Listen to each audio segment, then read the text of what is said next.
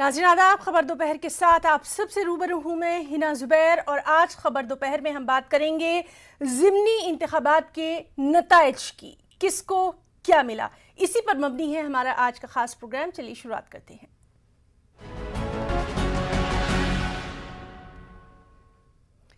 जी हाँ, 3 लोकसभा और 29 असेंबली सीटों पर हुए ज़िमनी इंतखाबात के नताइज आज आ जाएंगे। वोटों की गिनती और रुझानात का सिलसिला लगातार सुबह से जारी है।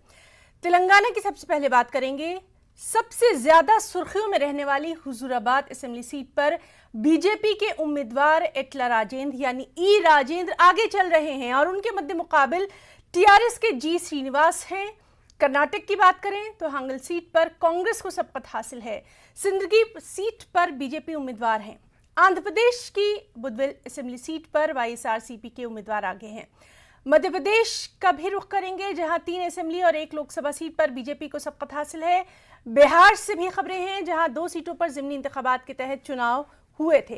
तारापुर सीट पर बीजेपी, जबकि कुशेश्वर सीट पर जेडीयू को सबकत हासिल है। मगरबी बंगाल की दोनों सीटों पर तृणमूल कांग्रेस को सबकत हासिल है। आसाम से भी खबर है, 5 सीटों पर बीजेपी उम्मीदवार अपनी बढ़त बनाए हुए हैं। और हमारे साथ मौजूद रहेंगे हमारे तमाम तर साथी जो कि मुख्तलिफ इलाकों से मौजूद हैं। हम भोपाल का रुख करेंगे, जहां से हमारे साथ मौजूद रहेंगे मेहताब आलम। हैदराबाद, चूंकि हुजूराबाद सीट सबसे ज्यादा सुर्खियों में रही है, इसलिए संजय तिवारी से भी हम इस वक्त का हाल जानेंगे। साथ ही साथ आसाम बहुत ही अहमियत की हामिल हैं, यहाँ पर तमाम सीटें। भिवानीपुर से हमारे साथ राजू बरवा रहेंगे और गोसाई गांव आसाम से ही ज्योतिर्मोय चक्रवर्ती से भी हम तमाम तर हालात जानने की कोशिश करेंगे। नाज़रीन, सबसे पहले हम आपको बताएं कि जिस तरह से हम लगातार बात कर रहे हैं हुजूराबाद सीट की, तेलंगाना की ये सीट शुरू से ही सुर्खियों में रही है। ख़ास तौर पर एटला राजेंद्र यानी ई राजेंद्र का जिस तरह से जब हमने देखा था पार्टी में उनके साथ इख्तिलाफात शुरू हुए, उसके बाद उन्होंने बीजेपी में शमूलियत इख्तियार की और अब लगातार ये खबरें आ रही हैं, अभी तक की जो खबरें हैं उसके मुताबिक वो आगे चल रहे हैं। तो ये हम जानने की कोशिश करेंगे कि इससे टीआरएस को क्या कुछ नुकसान हुआ है, आगे की क्या कुछ हिकमत अमली अब टीआरएस की रहने वाली है। चलिए सीधे रुख करेंगे हैदराबाद का। हमारे साथ मौजूद हैं हमारे साथी संजय तिवारी। संजय, हुजूराबाद सीट लगातार सुर्खियों में रही है, नॉमिनेशन पेपर्स से लेकर आज के दिन तक। अभी की हम आपसे ताज़ा अपडेट चाहेंगे और ये भी आपसे जानना चाहेंगे कि क्या कुछ इसका असर आगे पड़ सकता है जब आगे मेन इलेक्शंस होंगे। हिना, मैं इस वक्त करीमनगर में हूँ और करीमनगर में जहाँ जो काउंटिंग सेंटर है एसआरआर कॉलेज, वहाँ पर मौजूद हूँ।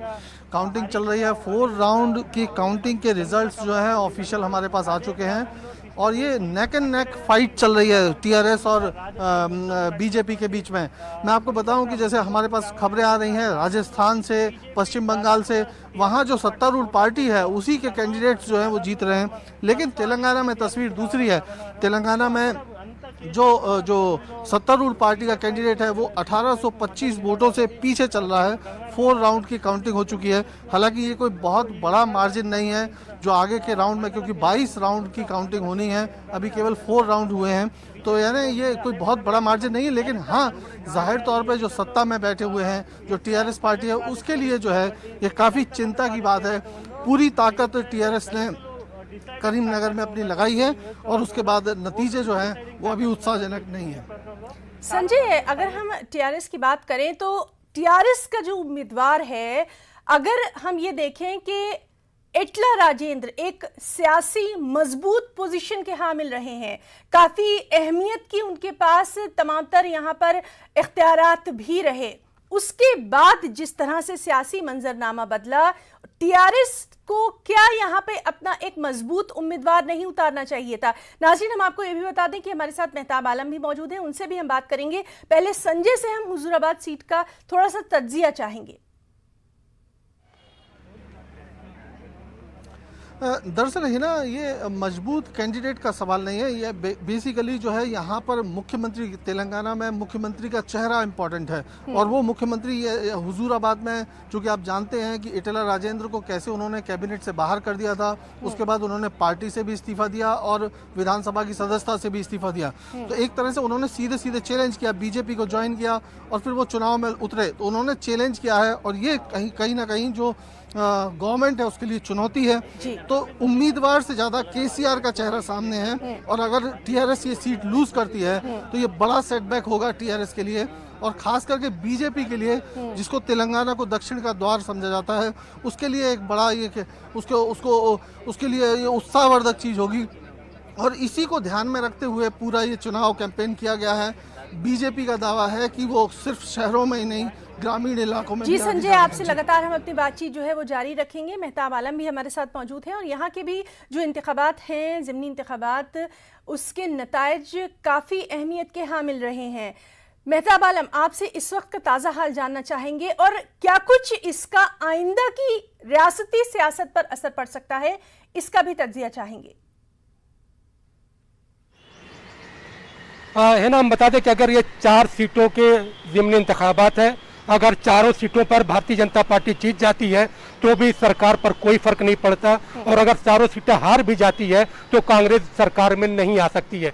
लेकिन जो चारों सीटें इसलिए अहम है कि ये आने वाले वक्त के लिए, आने वाला जो असेंबली इंतखाबात है उसका एक राह तय करेंगे, पब्लिक का मूड तय करेंगे। अगर चारों सीटों की बात करें, जिसमें एक पार्लियामानी सीट है और 3 असेंबली सीटें हैं, खंडवा पार्लियामानी सीट पर भारतीय जनता पार्टी आगे चल रही है और जो 3 असेंबली सीट है, जोबट की बात करें तो वहां पर भी जो है कांग्रेस पीछे है और भारतीय जनता पार्टी के उम्मीदवार आगे है। और अगर हम पृथ्वीपुर और रेगांव की बात करें तो यहाँ पर जो है कांग्रेस को सबकत हासिल है, लेकिन अभी तक किसी भी जगह पर जीत हार का कोई फैसला नहीं हुआ है। वोटों की गिनती जारी है, कहीं पर 11 राउंड की गिनती हो चुकी है तो कहीं पे 12 राउंड की गिनती हो चुकी है तो कहीं पे 14 राउंड की गिनती हो चुकी है और अभी हमें रिजल्ट के लिए कुछ और देर इंतजार करना पड़ेगा। लेकिन एक बात इस अहम है कि चारों असेंबली सीट जो ज़िमनी इंतखाबात है, जहां पर भारतीय जनता पार्टी विकास और सेवा के मामले को लेकर पब्लिक के बीच गई थी, वहां पर हम देख रहे हैं कि जहां पर लोगों को उम्मीद थी कि शायद इसका जो है अवाम पर एक खास असर पड़े, कि महंगाई और फिर बेरोजगारी और कोविड में जो हुकूमत का जो फेल्योर था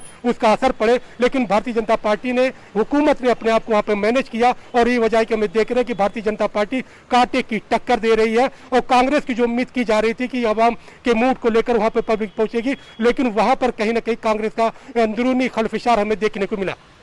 जी मेहताब, आपसे लगातार हमारी बातचीत जारी रहेगी। संजय भी हमारे साथ हैदराबाद से मौजूद हैं। हमारे एक और साथी राजू बरवा जो कि भिवानीपुर आसाम से हैं। राजू, इस वक्त का हम आपसे अपडेट चाहेंगे।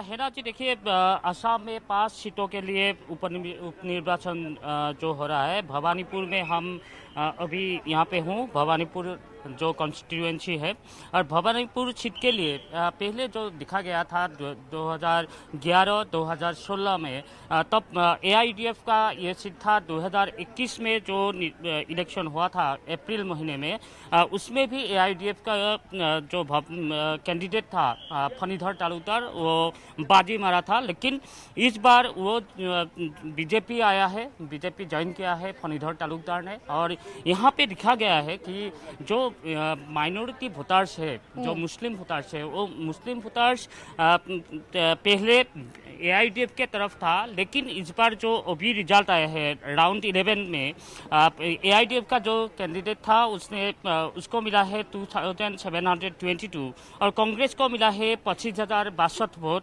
और बीजेपी का जो कैंडिडेट है, जो फणीधर तालुकदार पहले AIDF में था, उसको मिला है अभी 49,525 वोट। ये अभी कह सकता हूँ कि 16 राउंड होगा, 11 राउंड खत्म हुआ है। अभी जो मार्जिन है 26,000 का एक मार्जिन है। इसलिए यहाँ पे जो पोलराइजेशन है, वोटर का पोलराइजेशन, माइनॉरिटी वोट कहाँ जा रहा है अभी पहले एआईडीएफ में था, कांग्रेस के तरफ भी था, लेकिन जो इस बार कांग्रेस और एआईडीएफ का महाजोत पहले था 2021 का जो अप्रैल में इलेक्शन हुआ, उसमें कांग्रेस एआईडीएफ का महाजोत था। महाजोत को ये सीट मिला था, लेकिन इस बार महाजोत में एआईडीएफ शामिल नहीं हुआ। इसीलिए ये कह सकता हूँ कि कांग्रेस जो माइनॉरिटी वोटर्स है वो कांग्रेस के तरफ चला गया है, जी। और बीजेपी जो बीजेपी का पक्ष में अभी जो वोट आ रहा है वो हिंदू वोटर्स है। जी, आपसे भी लगातार हम अपडेट लेते रहेंगे। संजय तिवारी, आपके पास आना चाहेंगे और आपसे हम जानना चाहेंगे कि क्या हम इसको आगे के लिए, बीजेपी जो कह रही है, लगातार कह रही है कि तेलंगाना में उसके कदम बढ़ते चले जाएंगे, हुजूराबाद सीट एक वकार का मसला बना हुआ है ना। देखिए, जब पिछले विधानसभा चुनाव हुए थे तो बीजेपी के हाथ सिर्फ एक सीट आई थी, गोशा महल की हैदराबाद की सीट, और उसके ये 119 असेंबली की स्ट्रेंथ है, उसमें सिर्फ एक सीट थी। उसके बाद जो है वो दुब्बका एक विधानसभा सीट है, वहाँ इलेक्शन हुआ और उसमें बीजेपी जीती। उसके बाद जीएचएमसी के इलेक्शन हुए, उसमें 4 सीटों से बढ़कर 48 सीटें, 48 सीटों पर बीजेपी आ गई। तो ये 2 बड़ा जो है वो चेंज हुआ बीजेपी के आगे की स्ट्रेटजी में। लोकसभा के चुनाव में 4 सीटें उन्होंने जीती, तो लगातार उनकी स्थिति मजबूत होती जा रही है। लेकिन जीएचएमसी में जिस तरह का उनका प्रदर्शन था, उसको लोगों ने बाद में कहा कि चूंकि वो सिटी है, सिटी के पैमाना अलग होता है और रूरल एरिया का पैमाना अलग होता है। तेलंगाना का मतलब सिर्फ हैदराबाद नहीं है, तो इसीलिए ये दलील लगातार दी जा रही थी। लेकिन अब हुजूराबाद जो है वो थोड़ा रूरल एरिया है, और वहाँ पर अगर बीजेपी लीड करती है तो जाहिर तौर पर उनका उत्साह बढ़ेगा और टीआरएस के लिए बहुत बड़ा सेटबैक होगा। आने वाले समय में ये राजनीति में इसका बड़ा असर पड़ेगा। एक और भी बात मैं बताऊं आपको कि अभी 5th राउंड का जो रिजल्ट आ गया है, 2100 से ज़्यादा सीट वोटों से जो है बीजेपी यहाँ पर लीड कर रही है। आंध्र प्रदेश की बात करें तो वहाँ जो है वो 1 साइडेड पूरा रिजल्ट्स आ रहे हैं। बडवेल सीट पर उपचुनाव हो रहा है, हुआ था, और अब उसका रिजल्ट आज वोटों की गिनती हो रही है। 85,000 से ज़्यादा वोटों से वाईएसआरसीपी का कैंडिडेट आगे चल रहे हैं, यानी ये लगभग डिसाइडिंग पोजीशन है। जीत 10 राउंड की काउंटिंग हो चुकी है आंध्र प्रदेश में, और वहाँ 85,000 से ज़्यादा वोटों से जो वाईएसआरसीपी का कैंडिडेट जो है आगे चल रहा है। टीडीपी उस चुनाव में उतरी ही नहीं थी, उसने एक्सक्यूज दिया था कि वो नहीं चुनाव में लड़ेंगे। बीजेपी का जो कैंडिडेट है वो 2nd पोजीशन पे है और उसको 20,000 के आसपास वोट मिले हैं। जी संजय, लगातार आपसे भी हम तमाम तर जानकारी लेते रहेंगे। हमारे साथ मेहताब आलम भी मौजूद हैं और इस वक्त हम रुक करेंगे, हमारे एक और साथी गोसाईगांव आसाम से मौजूद हैं, ज्योतिर्मय चक्रवर्ती। ज्योतिर, आपसे जानना चाहेंगे इस वक्त आप कहाँ पर मौजूद हैं और वहाँ पर क्या कुछ अपडेट, क्या कुछ सिचुएशन? जी ना जी, यहाँ अभी हम लोग जो जहाँ उपस्थित है ये Gossaigaon sub division headquarter office में है, जहाँ वोटों का गिनती चल रहा है अंदर। और अभी का जो यहाँ अपडेट है, यहाँ बीजेपी यूपीपीएल के जो अलायंस के कैंडिडेट है यूपीपीएल से, वो लगभग 9th राउंड के बाद 24,000 वोट से आगे चल रहे हैं। और अभी के जो और 5 राउंड गिनना बाकी है, लेकिन अभी के जो सिचुएशन है, अभी के जो चुनाव के नतीजे आ रहे हैं, यहाँ देखा जा रहा है कि 9th राउंड के बाद यूपीपीएल ऑलमोस्ट 24,000 वोटों से आगे चल रहे हैं और यूपीपीएल के जीतने के संभावना अधिक दिखा जा रहा है यहाँ पे। और आप कितना इसका आगे पॉलिटिकल असर कितना देखते हैं?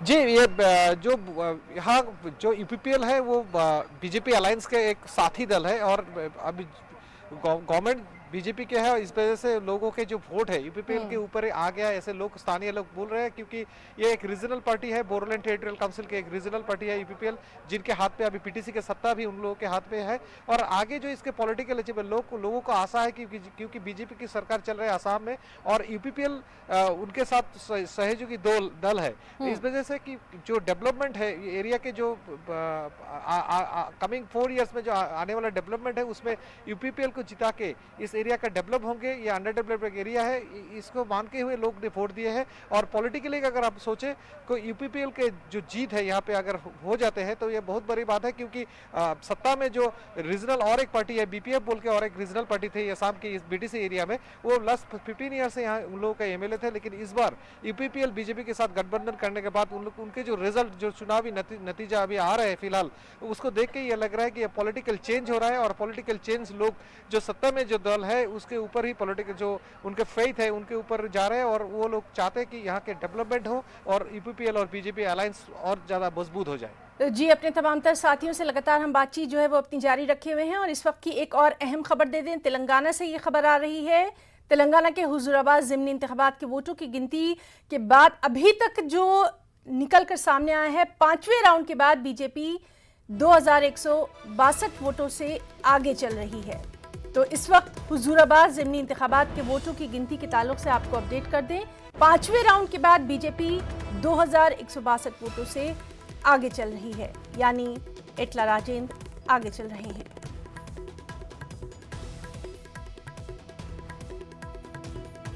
चलिए सीधे रुक करेंगे संजय तिवारी का। संजय, लगातार अब 5वें राउंड के बाद भी बीजेपी आगे ही दिखाई दे रही है ना। बिल्कुल, जो ट्रेंड पहले राउंड से बीजेपी ने बनाया था लीड का, वो अभी 5th राउंड तक तो बराबर नजर आ रहा है और वो लीड बढ़ भी रही है। यानी पहले जो 166 वोट का मार्जिन था फर्स्ट राउंड में, वो अब बढ़ते बढ़ते 2100 को पार कर गया है। यानी बीजेपी लीड तो कर रही है, ये बात तो सच है। लेकिन अभी सिर्फ 5 राउंड की काउंटिंग हुई है, टोटल 22 राउंड की काउंटिंग होनी है। आगे नतीजे क्या होते हैं, लेकिन मुकाबला अभी नेक एंड नेक ही है। हाँ, ये बात सच्चाई है कि जो रूलिंग पार्टी है उसके लिए सेटबैक है। फर्स्ट राउंड से लेकर अभी तक लगातार वो ट्रेल ही कर रही है और बीजेपी लीड कर रही है। तो ये जाहिर तौर पर बीजेपी के लिए खुशखबरी है। और अगर ये सीट को कन्वर्ट कर लेती है या जीत जाती है बीजेपी, तो जाहिर तौर पर उसके लिए एक बड़ा ऑक्सीजन तो का लगातार काम करेगा हुजूराबाद तेलंगाना में। की जो सीट है उस पर भी नजर बनी हुई है। मेहताब आलम का रुख करेंगे। मेहताब, लगातार सुबह से हम मध्य प्रदेश में जो अभी नतायज आ रहे हैं उस पर भी नजर रखे हुए हैं। हम आपसे ये जानना चाहेंगे, इसके क्या सियासी मायने जो हैं नतायज आने के बाद निकाले जाएं? है ना, पूरा इलेक्शन कमल वर्सेस कमल। एक कमल वो जिसे भारतीय जनता पार्टी ने पेश किया, भारतीय जनता पार्टी के इंतखाबी निशान, और एक कमल वो जो कांग्रेस के नुमाइंदा है। इस तरह से पूरा इलेक्शन कमल वर्सेस कमल के बीच है और ये इलेक्शन दोनों पार्टियों के लीडरों के कद को तय करेगा। अगर भारतीय जनता पार्टी की इसमें शिकस्त होती है या हार जो जीत होती है तो इसमें शिवराज सिंह का कद बढ़ेगा, और अगर ये यहाँ पर शिकस्त होती है तो शिवराज सिंह का कद घटेगा। और अगर इसमें कमलनाथ को कामयाबी मिलती है तो 2023 का जो असेंबली इंतखाबात है उसके लिए एक रोड मैप तय होगा कि पब्लिक का मूड क्या है, और जो भारतीय जनता पार्टी जो बातें कह रही है उसमें सदाकत नहीं बल्कि कांग्रेस जो प्रेजेंट कर रही है उसमें सदाकत है। आवाम को मायूसी हुई है, लेकिन अगर कांग्रेस को की जो शिकस्त होती है तो यह तय करना पड़ेगा कि कांग्रेस जिन मुद्दों को लेकर जनता के बीच में गई है वो मुद्दे अब आवाम के लिए माने नहीं रखते हैं, बल्कि अब कांग्रेस को नई स्ट्रेटेजी के साथ आवाम के बीच में पहुंचना पड़ेगा। महंगाई जो है, कांग्रेस बार बार शोर मचा रही है, लेकिन महंगाई अब जिस तरह से पूरे हिंदुस्तान में है, अब एक बड़ा तबका ऐसा है वो कह रहा है कि मुल्क की तरक्की के लिए अगर जो इस तरह की चीज़ों का निफाज होता है, पैसे बढ़ाए जाते हैं तो उससे डेवलपमेंट के काम होते हैं। भारतीय जनता पार्टी आवाम के बीच में इसको तशहीर करने में कामयाब रही है और एक बड़ा तबका इसको नहीं मानता है। जी, बेरोजगारी की बात करें या कोविड के, तो इसके क्या कुछ सियासी आगे मायने रहेंगे उस पर भी लगातार हम आपसे बातचीत करते रहेंगे। हमारे साथ राजू बरवा भी मौजूद हैं, भवानीपुर आसाम से हैं। राजू, आपसे इस वक्त का हम हाल जानना चाहेंगे, अपडेट जानना चाहेंगे।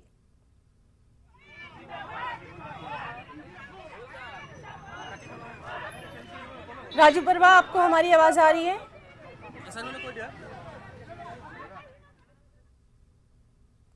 तो नाज़रीन, लगातार हम बात करने की कोशिश कर रहे हैं। वहाँ पर कुछ जो आवाज़ें हैं वो भी सुनाई दे रही हैं, इसके ताल्लुक से भी हम अपने नुमाइंदे से जाने की कोशिश करेंगे। इस बीच ज्योतिर्मय चक्रवर्ती भी हमारे साथ मौजूद हैं। ज्योतिर्मय, हम आपसे जानना चाहेंगे, पॉलिटिकल इफेक्ट की हमने बात करी, हम ये भी देख रहे हैं कि लगातार आसाम जो है सुर्खियों में रहा है। एक बयान आता था, उसके बाद एक रिएक्शन भी आता था, तो सियासत वहां पूरी तरह से गरमाई हुई थी। खासतौर पर अगर हम बीजेपी की बात करें तो बीजेपी ने हर सीट के लिए एड़ी चोटी का वहां जोर लगा दिया था। जी जी, ये बाई इलेक्शन के लिए बीजेपी ने जो अभी जो शासन में है, बीजेपी ने एड़ी चोटी के जोर लगा दिए थे। और इस वजह से क्या हुआ कि बाई इलेक्शन में जो अभी तक 5 जो सीटों में गोसाईगांव, भवानीपुर, तामुलपुर, थ्यावरा और मरियनी, ये जो 5 सीटों में आज का जो अभी तक का जो चुनाव के नतीजे आ रहे हैं, 5 जगह देखा जा रहा है बीजेपी, नहीं तो बीजेपी के सहयोगी जो अलायंस पार्टनर है उन लोगों का कोई हर जगह उन लोगों को देखा जा रहा है कि वो आगे चल रहा है। क्योंकि यहाँ देखा गया एक सीट में जो चीफ मिनिस्टर, असम के chief minister doctor Hemant Biswa Sharma, उनने एक सीट में लगभग 4-5 इलेक्शन के रैली वगैरह किए। और उसके बाद भी देखा गया जो असम के पूरा कैबिनेट मंत्री के जो दल है, हर जो 5 विधानसभा है, 5 विधानसभा के लिए अलग अलग करके उन लोगों को दायित्व दिया गया और उन लोगों ने अलग अलग से हर कंस्टिट्यूंसी में अपने प्रचार चलाए। इस वजह से जो नतीजा है वो जो अभी के फिलहाल के जो नतीजा आ रहे हैं, 5 जगह देखा जा रहा है बीजेपी नहीं तो अलायंस पार्टनर जीतने के कगार में है।